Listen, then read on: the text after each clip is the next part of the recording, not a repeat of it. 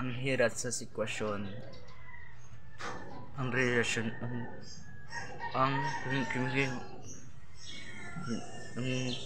ang relationship yung dalawa ay malayo sa isa.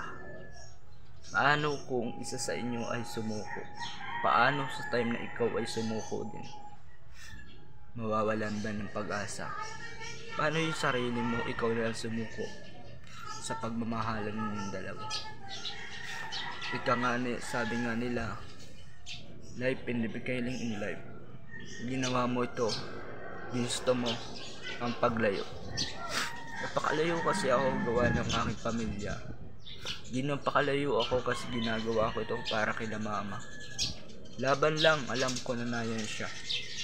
Nakawala ng stress, problema, pag-asa.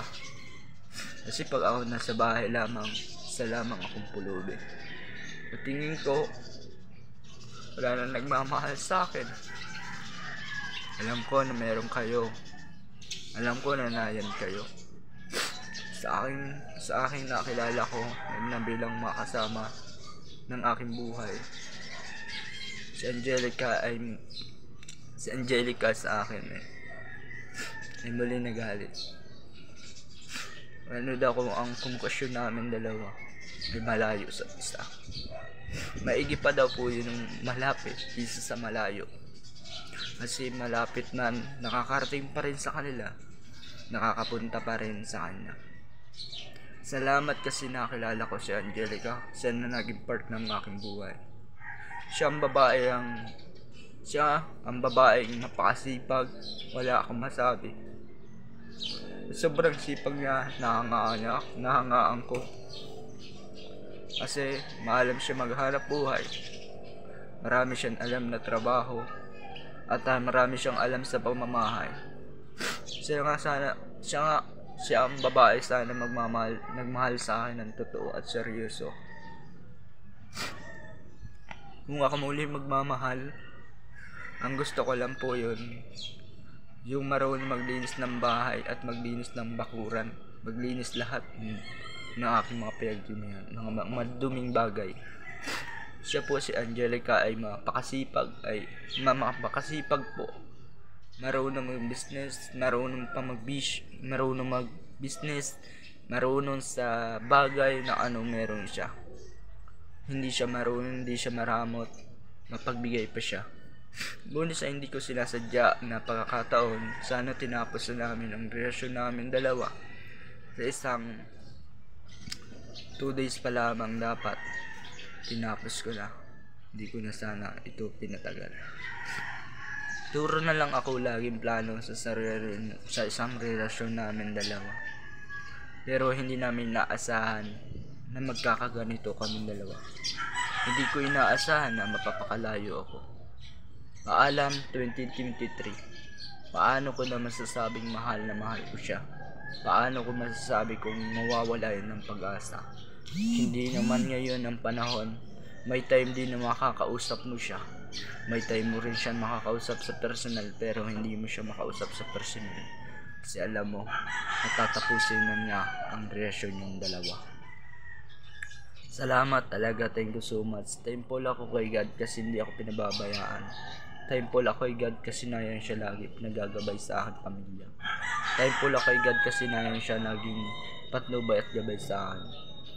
And salamat talaga sa mga taong nagmamahal sa akin, nagmamalasakit at sa buong pamilya nito.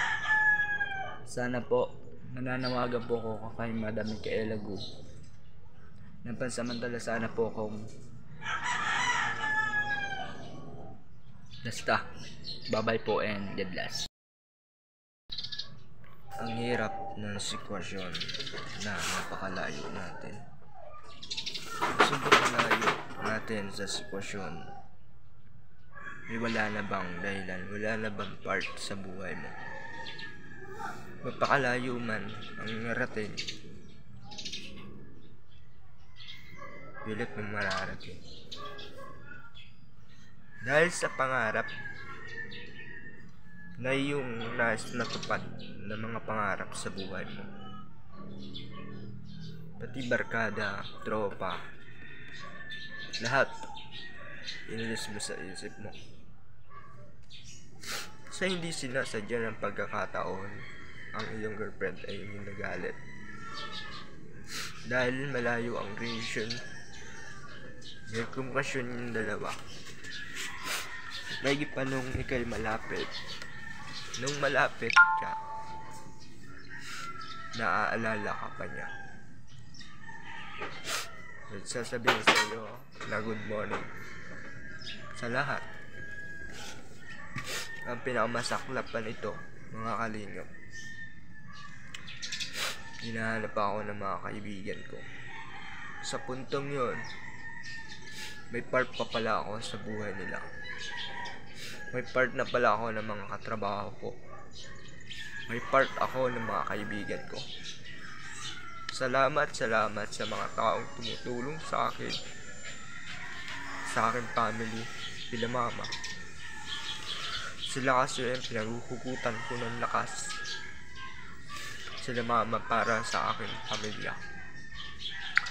Laban lang, sabi nga ni Paalam 2023. Paalam 2023. Naiiyak man ako, nais kong gawin ito.